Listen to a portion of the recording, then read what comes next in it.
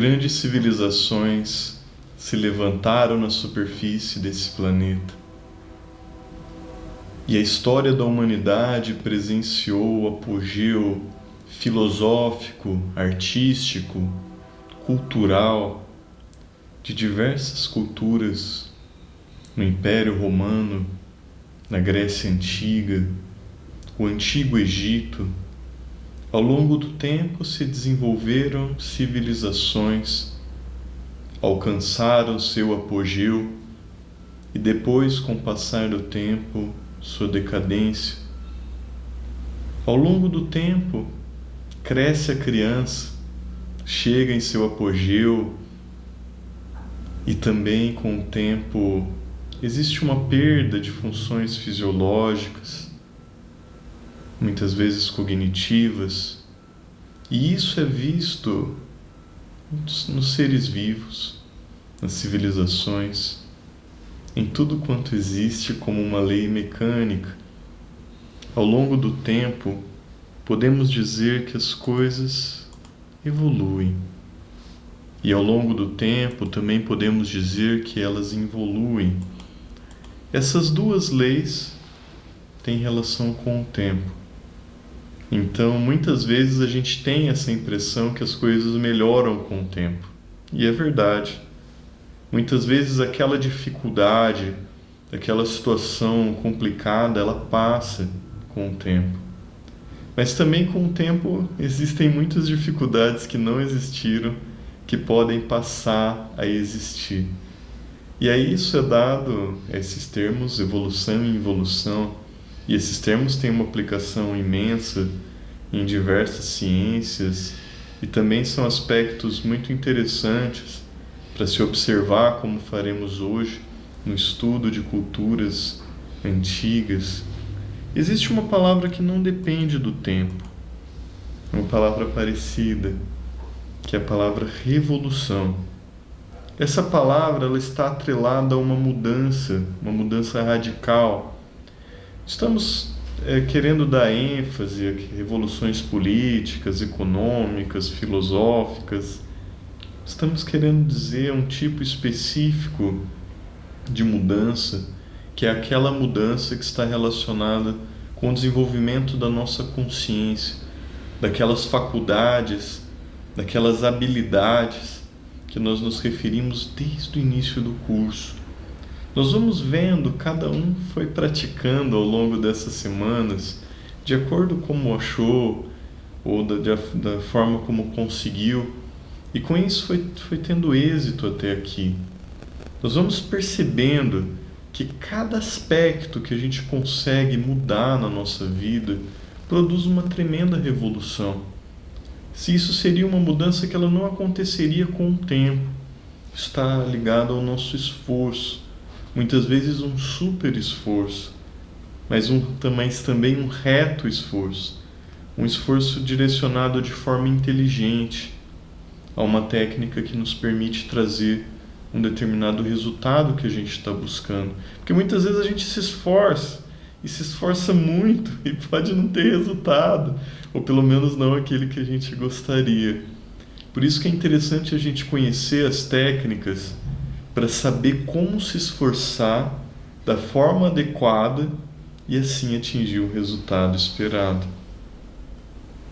Aqui nós gostaríamos de falar sobre essa evolução e essa involução, até mesmo essa revolução, dentro do ponto de vista de um termo estudado por culturas como o budismo, mas não só o budismo, em que nós temos como herança essa palavra samsara.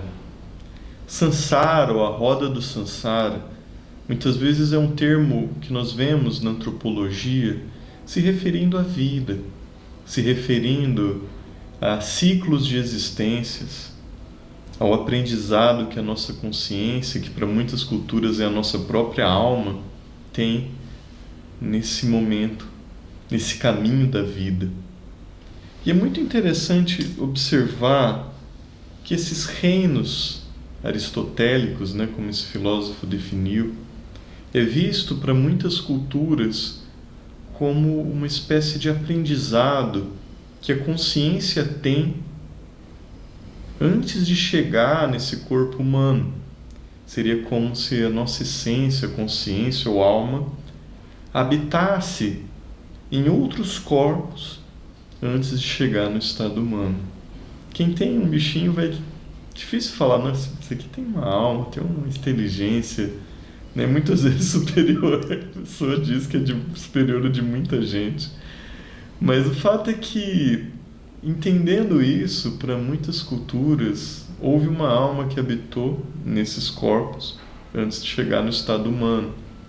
E ao chegar nesse estado humano, houve um aprendizado muito profundo, né? Então, poderíamos dizer que a inteligência do nosso corpo absorveu cada um desses reinos.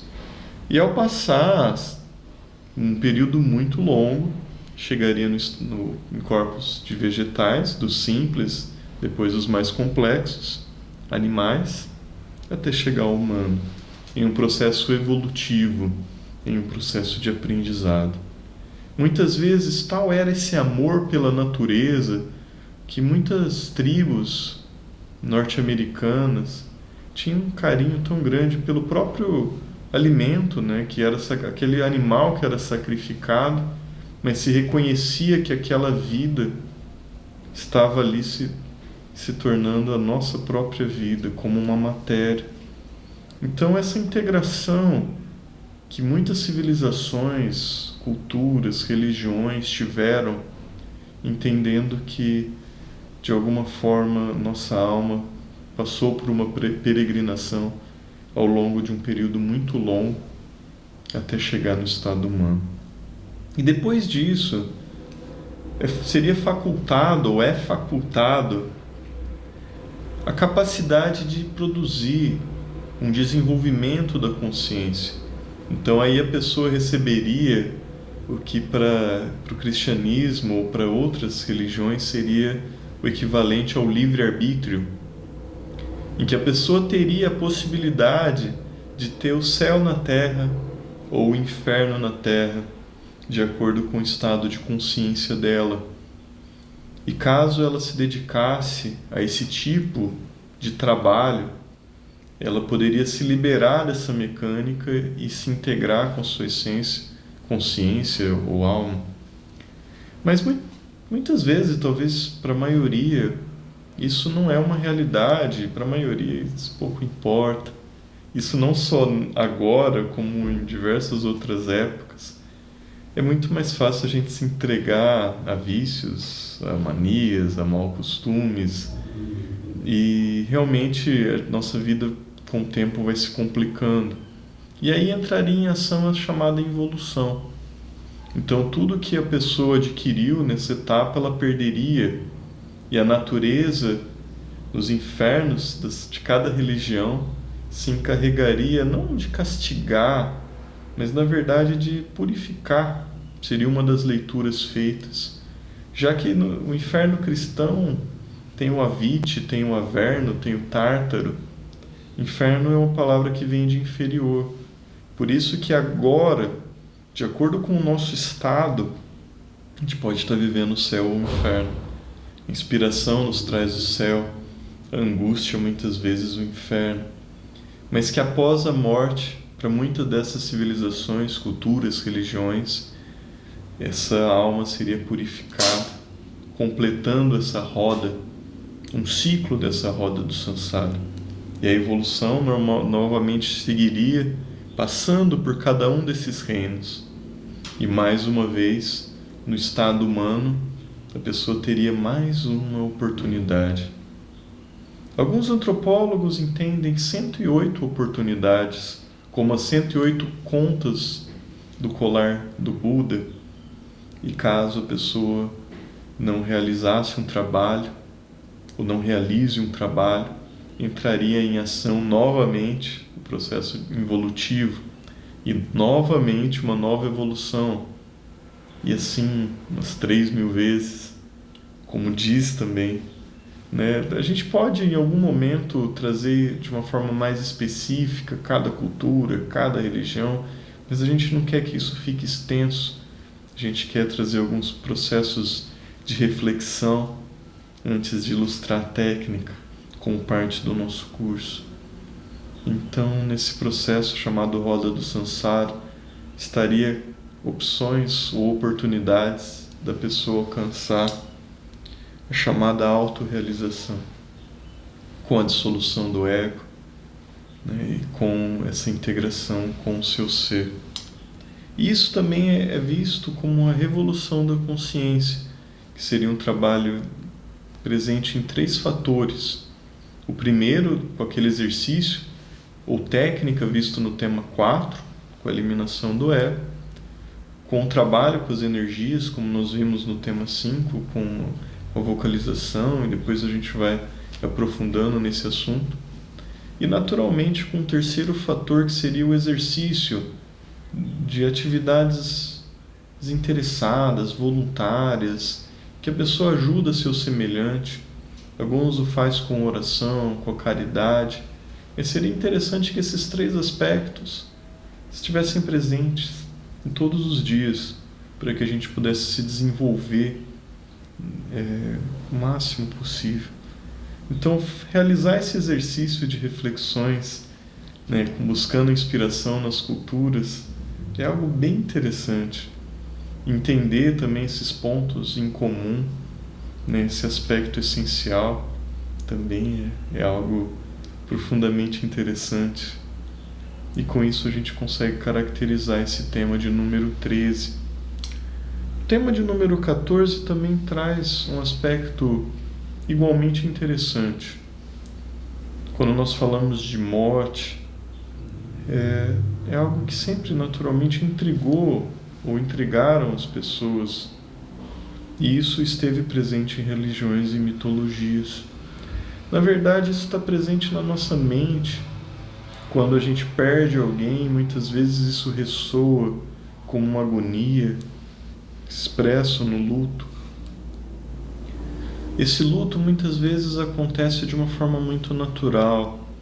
Outras vezes a pessoa pode evoluir com um luto patológico, quando, apesar do tempo e apesar da tentativa de compreender a falta que uma pessoa faz, aquela angústia permanece trazendo muito prejuízo para nós. Mas é importante a gente entender os nossos próprios pensamentos. Isso porque isso nos traz o entendimento da nossa própria vida. Quando a gente entende que, né, uma hora ela vai acabar, pelo menos essa vida orgânica, esse corpo, ele está sujeito, né, a essa evolução e essa involução. Mas o fato é que quando a gente entende que tem um limite para essa vida orgânica, a gente pode refletir melhor sobre o que vale a pena nessa vida. Ninguém sabe quanto tempo tem, a gente não quer tá falando isso para ser drástico, fatalista, não é isso. Mas quando a gente coloca desde essa perspectiva, a gente tende a valorizar melhor cada momento da nossa vida. E também compreender que as pessoas que estão ao nosso lado uma hora podem partir. Por isso, muitas vezes aquela briga, aquela palavra que a gente fala sem pensar muito bem, ela acaba não tendo tanto valor. Muitas vezes coisas que para nós a gente fala, poxa, eu quero muito, e depois de um tempo a gente fala, por que eu briguei por aquilo? Por que eu estava brigando mesmo? A pessoa não lembra nenhum motivo pelo que ela brigou. Então realmente são reflexões que nos levam a valorizar as coisas. Quando a gente perde uma pessoa que nos amava muito, talvez isso nos oferece uma das piores dores que a gente pode experimentar. E naturalmente isso é um dos grandes motivos que leva a pessoa à meditação. Superar dores como essa. E tem reflexões que a gente percebe na meditação, e uma delas é que se a gente perdeu alguém, essa pessoa nos amava, ela não ia querer nos ver angustiado, triste, chateado, ela ia querer nos ver feliz. Então, realmente, até em respeito a ela, né, seria interessante que a gente permanecesse assim, não é? Bom, dentro de uma antropologia comparada, se fala em destinos como uma curiosidade que sempre aguçou a inteligência humana e, lógico, a gente não tem isso muito claro muitas vezes. Mas muitas vezes a gente sente que fala, poxa, se eu não me comportar bem aqui, né, para onde será que eu vou? No Antigo Egito se falava de um tribunal, né, um tribunal de justiça cósmica, né, que alguns autores se referem assim, um deus Anubis e vários juízes, né, que julgariam essa alma, colocando o coração de um lado e a pena de outro, representando que esse coração deve ser tão leve como uma pluma. As ações seriam julgadas, e se essa pessoa de fato alcançou essa leveza de cumprir com a sua consciência, com o mais nobre da sua consciência, ela teria uma resposta. E se ela levou uma vida de maldade, ela iria para um lugar bem diferente. E também nesse tribunal, muitas vezes está representado ao lado uma figura materna que advogaria por esse filho no momento desse julgamento. Em experiências quase morte, é relatado, né, para nós, né, na medicina, situações que a pessoa viu a vida passar diante dos olhos dela, e muitas vezes é descrito 3 juízos. Esse juízo em que a vida passa de uma forma rápida, outro que passa de uma forma mais lenta, e outra que muitas vezes a pessoa, nessa experiência quase morte, ela se viu frente a um tribunal. São experiências muito intensas, em que ela vê muitas vezes o próprio corpo dela numa sala de cirurgia, e que depois que ela volta, parece que ela teve uma chance, né, uma nova chance, e muitas vezes depois disso ela muda totalmente o seu comportamento, a sua conduta, porque a morte realmente tem muitas vezes esse poder de colocar as coisas em perspectiva. Então, quando nós fazemos uma revisão dos nossos atos, realmente muitas coisas a gente pode não se orgulhar. Então, essa lapidação como um processo e um exercício contínuo, né, que o autoconhecimento, que a reflexão nos traz, é muito válido, né, para a gente ir melhorando a nossa vida e aproveitando ao máximo de cada momento que ela tem. Então, os destinos que a pessoa teria, seja o céu, o inferno, ou o retorno, né, representado no tema anterior, estariam de acordo com, os destinos teriam de acordo com essa conduta, com essa ação, né, como diz, de boas ações o inferno, de boas intenções o inferno está cheio, porque realmente o que vale mais é a ação daquela pessoa e não a intenção. A gente pode ter uma intenção ruim, mas se a gente refletiu e não fez, ou a gente pode ter uma intenção muito boa, mas a gente não fez nada. Então, né, o que realmente conta, né, seria essas ações, o que estaria registrado, né, nesse livro da vida. E com isso a gente conclui, né, esses 2 temas, né, dessa semana. Gostaríamos de dar destaque para que a gente continue realizando as práticas que foram ensinadas desde o início do curso, dando destaque para aquele exercício retrospectivo.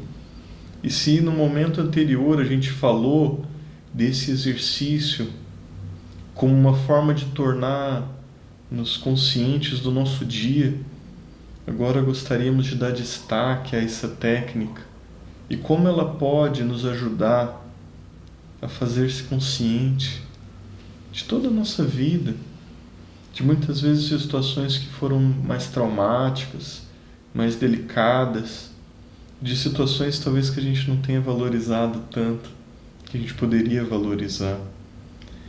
Então, nesses momentos, a gente convida, né, para que você, né, apague as luzes, feche janelas, portas, coloque seu celular no silencioso, se possível, e numa posição bem confortável, de forma que o seu corpo não peça movimento, e com os olhos fechados, vamos realizar juntos esse exercício retrospectivo. Nessa posição confortável, em que seu corpo está relaxado, com algumas respirações profundas, permitindo que cada músculo siga relaxando cada vez mais. Inalamos, sentindo esse corpo se relaxando, relaxando os pés. Vamos exalando, também imaginando os músculos do nosso corpo se relaxando,